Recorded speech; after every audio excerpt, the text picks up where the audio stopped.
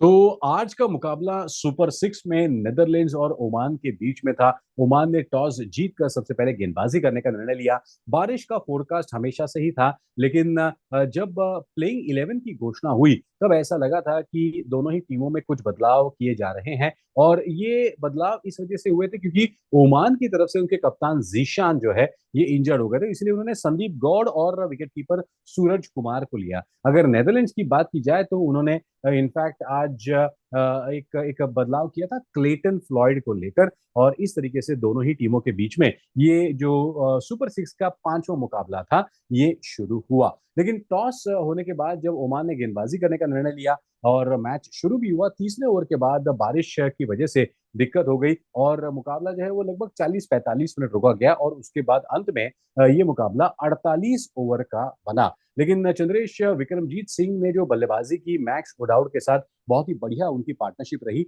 और इस वजह से एक बेस मिला, एक फाउंडेशन मिला नेदरलैंड्स को। बिल्कुल। और देखे कि आप विक्रमजीत सिंह और मैक्सो दौड़ के बीच में 117 रनों की साझेदारी हुई। मैक्सो दौड़ ने इसमें योगदान दिया 35 रनों का 64 गेंदों में। विक्रमजीत सिंह का योगदान था 58 का 68 गेंदों में। विक्रमजीत सिंह ने बल्लेबाजी और बेहतर की। उन्होंने और एक साझेदारी की वेस्ली जी, बरेसी के साथ। बिल्कुल। 80 रनों की 72 गेंदों में वेस्ली बरेसी का योगदान था 25 रनों का उसमें। और विक्रमजीत सिंह का योगदान था 52 रनों का 41 गेंदों में। विक्रमजीत सिंह, आप भरोसा नहीं करोगे हमारा कि वो 20 साल के हैं।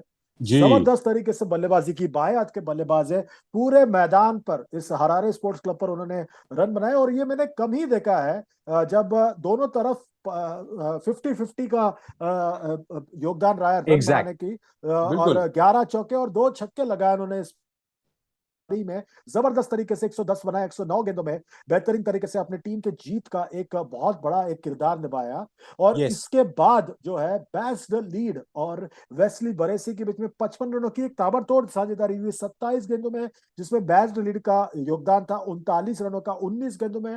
वेस्ली बरेसी का योगदान था 14 रन 8 गेंदों में। और एक साझेदारी हुई वेस्ली बरेसी और साकिब जुल्फिकार के बीच में 57 रनों की मात्र 26 गेंदों में, बिल्कुल। जिसमें वेस्ली बरेसी का योगदान था 34 रनों का 15 गेंदों में। और वेस्ली बरेसी की बात करें तो 97 रन बनाए अपनी पारी में उन्होंने। 65 गेंदों में 10 चौके लगाए, 3 छक्के लगाए। इन्होंने भी दोनों तरफ बराबर रन बनाए। और यहाँ पर बढ़िया तरीके से बल्लेबाजी की उन्होंने। ही डिजर्व सेंचुरी। बिल्कुल सही कहा आपने। और गेंदबाजी की जहां तक बात करें, वहां पर गेंदबाजी में सारे गेंदबाजों की पिटाई हुई। नदीम को 2 विकेट मिला, 36 रन दिए उन्होंने। एक एक विकेट मिला वहां पर खान को, और अयान खान और फयाज भट्ट को। और बिलाल खान बहुत महंगे साबित हुए, 3 विकेट निकाले उन्होंने 75 रन देकर। सारे गेंदबाजों ने बहुत रन खोए। जी, जी। 36 अतिरिक्त रनों के साथ, 36 यानी 6 अतिरिक्त ओवर के साथ यहाँ पर नेदरलैंड्स ने बनाया 362 रन 7 विकेटों के नुकसान पर। 48 ओवर का खेल हुआ था जैसे हमने पहले बताया था।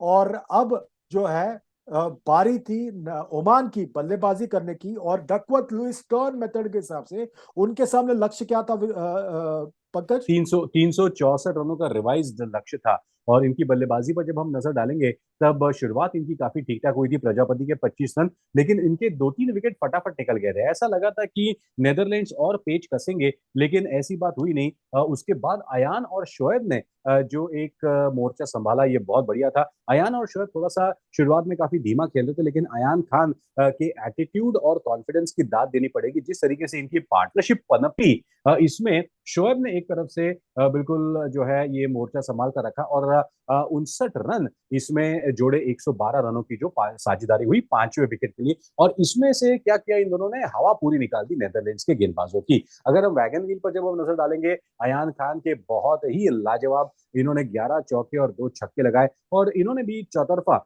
ज्यादातर कवर्स के इलाके में सिंगल्स लिए, विकेट के पीछे सिंगल्स लिए। और बहुत ही जबरदस्त अंदाज में ऐसा लगा था कि जब ये दोनों खेल रहे हैं कि शायद ओमान आखिरी एक जो है आक्रमण कर दे, लेकिन ऐसा हुआ नहीं। और जब विकेट गिरा इनफैक्ट अयान का, इनफैक्ट शोएब का, उसके बाद खेल काफी धीमा हो गया। गेंदबाजी पर अगर हम नजर डालें इनफैक्ट नेदरलैंड्स की, तो बिल्कुल साधारण, अगर देखें तो क्लाइन के 2 विकेट और आर्यन दत्त के 3 विकेट, अदरवाइज जो 7 गेंदबाज यूज किए हैं इसमें नेदरलैंड्स की चिंताएं बहुत ज्यादा बढ़ गई हैं, क्योंकि इनकी गेंदबाजी पर कुछ खास हुआ ही नहीं है। मैच की अगर हम पूरे समरी पर नजर डालें तो ओमान ने टॉस जीता, पहले गेंदबाजी करने का निर्णय लिया।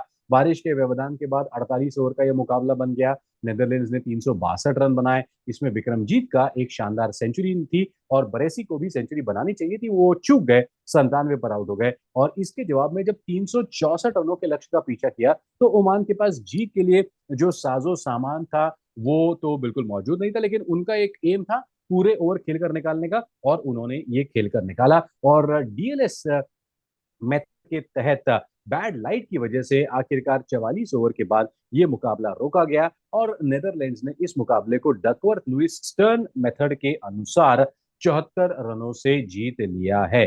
तो अब इसका असर क्या होता है पॉइंट्स टेबल पर, इसके ऊपर जल्द नजर डालेंगे। देखिए, श्रीलंका ने तो अपना काम पूरा कर लिया है, उन्होंने टिकट बुक कर लिया है। अब जिम्बाब्वे है 6 अंकों पर, लेकिन नेदरलैंड से एक बहुत ही बारीक चूक हो गई है कि वो अगर 243 रन के अंदर रोक लेते तो फिर वो स्कॉटलैंड के ऊपर जा सकते थे, लेकिन ऐसा न हो पाया।